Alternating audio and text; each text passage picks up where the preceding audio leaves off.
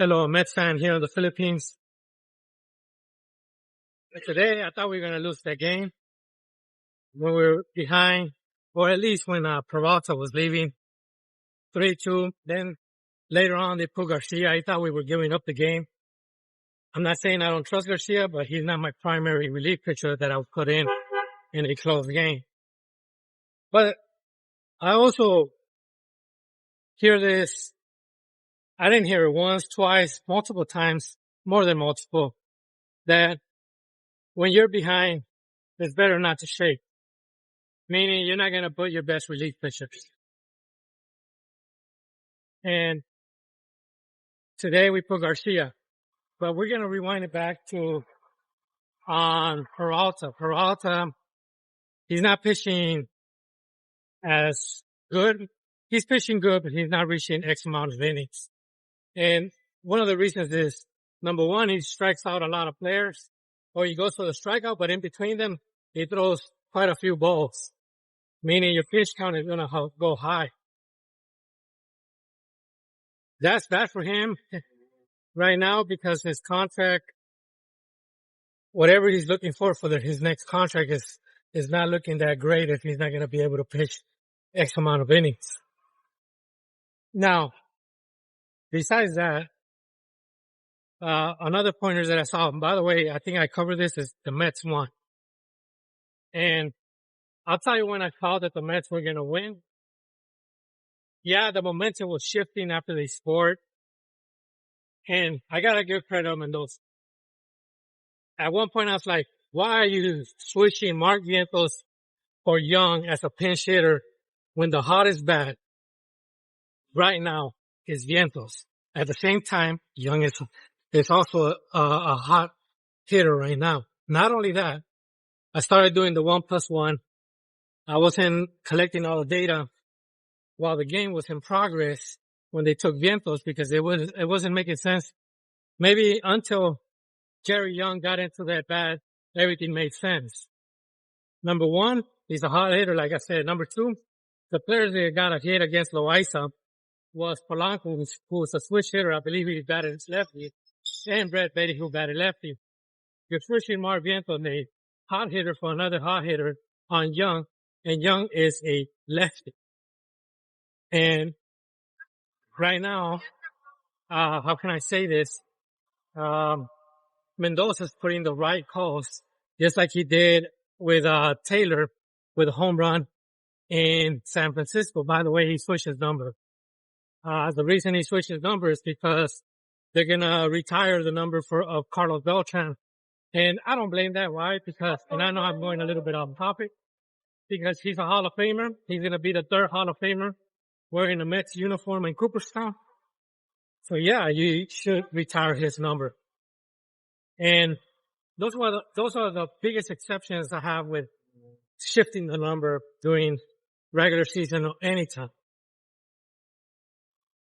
And he's been making the right calls, basically, Carlos Mendoza.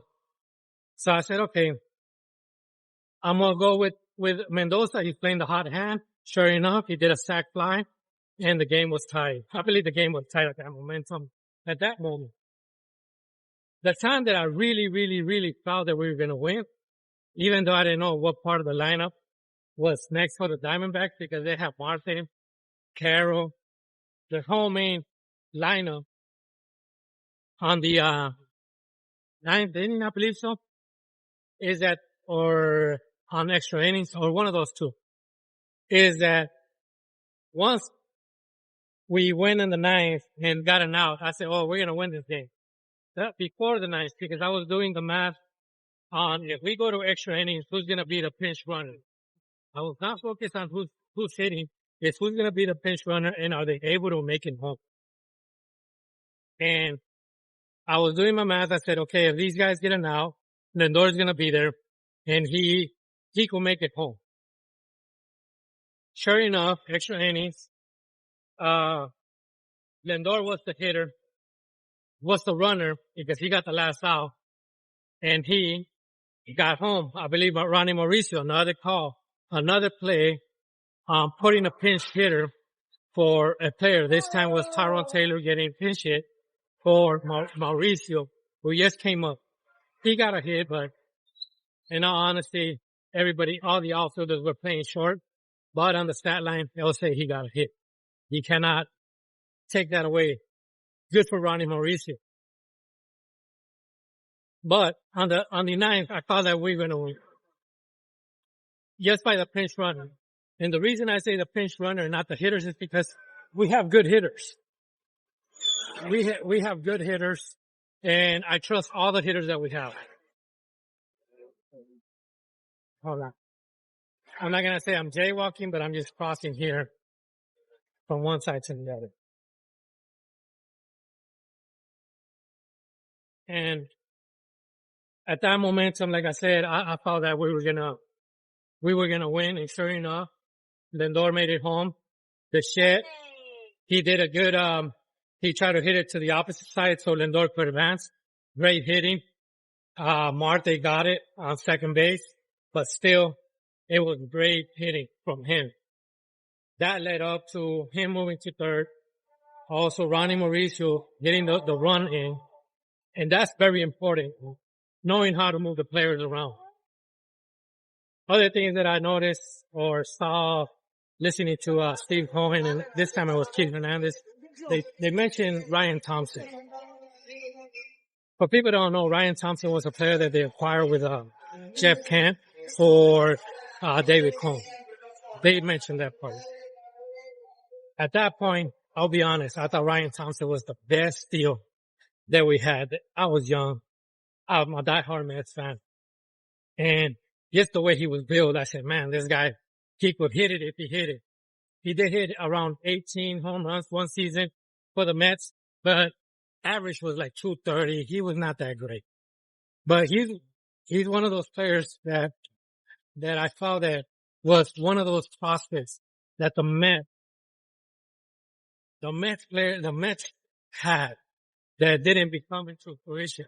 I was looking at the wrong guy because Jeff Kent is the one that I believe he's a Hall of Famer now this year.